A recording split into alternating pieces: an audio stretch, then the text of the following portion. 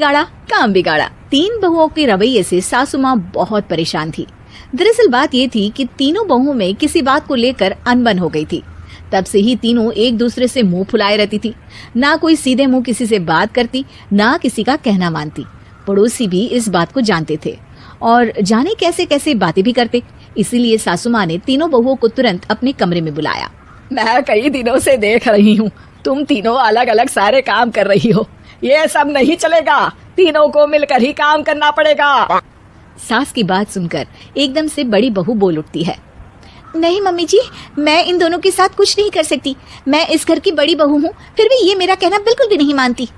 अरे जेठानी जी, जानबूझकर मुझे डबल काम करवाती है आप। और छोटी मुझसे टेढ़े मुंह ही बात करती है। इन दोनों के बीच हमेशा सैंडविच बन जाती है मेरी, और मैं हमेशा आलू की तरह बीच में मसली जाती हूँ। मम्मी जी, इन दोनों को लगता है कि मैं छोटी हूँ तो इनके पैरों तले दब जाऊंगी, लेकिन नहीं, मेरा भी उतना ही अधिकार है जितना इन दोनों का है। बड़ी आई दोनों मेरी चुगली करने के लिए, मुझे क्या कम समझ रखा है। तीनों बहू एक दूसरे से बहस करने लगती है और सास दोबारा ये देखकर टेंशन में आ जाती है और सबसे कहती है, चुप हो जाओ, अब से तुम तीनों सारे काम एक साथ करोगी। आंख बंद करके एक दूसरे की बात सुनोगी। तुम तीनों इस बात को गांठ बांध लो, वरना अगली छुट्टियों में तुम्हारा अपना मायके जाना कैंसिल। सास की बातें सुनकर डर के मारे तीनों हामी भर देती हैं। जी मम्मी जी, मैं समझ गई। हाँ मम्मी जी, जैसा आप कहें। आप जो कहेंगी मैं वही करूंगी।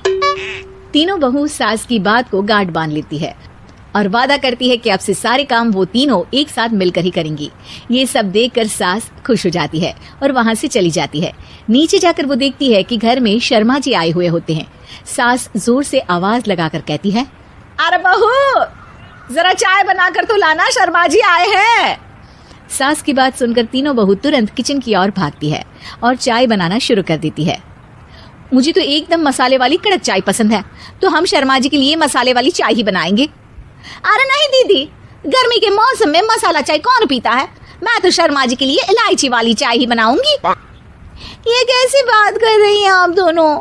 मेरी मम्मी ने सिखाया है कि मेहमान को ज्यादा दूध और शक्कर वाली चाय देनी चाहिए, वरना वो घर वालों को कंजूस समझते हैं। तो मैं तो शर्मा जी को ऐसी ही चाय दूंगी। तीनों बहुएं अपने अपने तरीके से चाय में शक्कर, मसाला, पत्ती सब डाल देती है।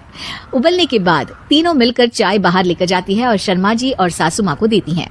चाय पीने के बाद शर्मा जी सासू माँ को देखकर शर्मा जाते हैं और शर्मिंदा महसूस करते हैं कि आखिर उन्होंने चाय पीने के लिए हामी क्यों भरी। सासू माँ भी चाय पीना शुरू करती है और कहती हैं, अरे बहू, ये कैसी चाय बनाई है? चाय है या मीठे दूध की बासुंदी?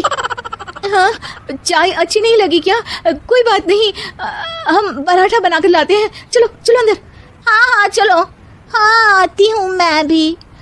नहीं, मेरा पेट चाय नहीं चौपट कर दिया, वही काफी है। पराठे से पोपट नहीं करवाना, मैं तो चलता हूँ। शर्मा जी चुपचाप पतली गली से निकल जाते हैं। अगले दिन सास बहुओं से कहती है, अरे बहू, जाओ जाके ऊपर के गेस्ट हाउस की सफाई कर दो। कल हमारे यहाँ मेरे दूर के रिश्तेदार आने वाले हैं, तो पूरे कमरे को चमका देना, समझी? तीनों बहू सास की बात को मानकर ऊपर सफाई करने चली जाती हैं और तीनों कमरे की सफाई चालू कर देती है। बड़ी बहू मकड़ी के जाले साफ करती है, तो बीच वाली झाड़ू लगाना और छोटी वाली सर्फ डालकर जमीन धोना शुरू कर देती है। अरे दीदी, जेठानी जी, अभी मैंने पूरी फर्श धोई और आप फिर से धूल नीचे गिरा रही हैं। और मछली जेठानी जी, आप बिना झाड़ू की धूल यहाँ छटक रही हैं। अरे तीनों को साफ करना है, एक साथ सफाई करते हैं ना। अरे वही तो, हम साथ साथ हैं, घर साफ साफ है। तीनों बहू ऐसे ही काम में उलझ जाती है और 2 घंटे तक एक ही कमरे की सफाई करती रहती है। बहुत देर से अपनी बहुओं को ना देखने के कारण सास ऊपर कमरे में उन्हें देखने जाती है, लेकिन कमरे में घुसती ही वो गीली फर्श पर फिसलने के कारण नीचे गिर जाती है। ओरी मोरी मैया, हड्डी मरोड़ के रख दी। आए, मेरी तो कमर ही टूट गई रे। तीनों बहुएं सास को उठाती हैं और बिस्तर पर सुला देती है। अरे मेरे हाथ पैर दर्द कर रहे हैं, दबा दो, आराम मिलेगा। हाँ जी माँ जी। अरे जी माँ जी, जी माँ जी। और तीनों बहुएं एक साथ सास के हाथ को दबाना शुरू कर देती हैं। माँ की तो चीख ही निकल जाती है और नतीजा ये होता है कि सास के बचे हुए शरीर में भी दर्द उठ जाता है। हाय राम, ये क्या कर दिया तुम तीनों ने।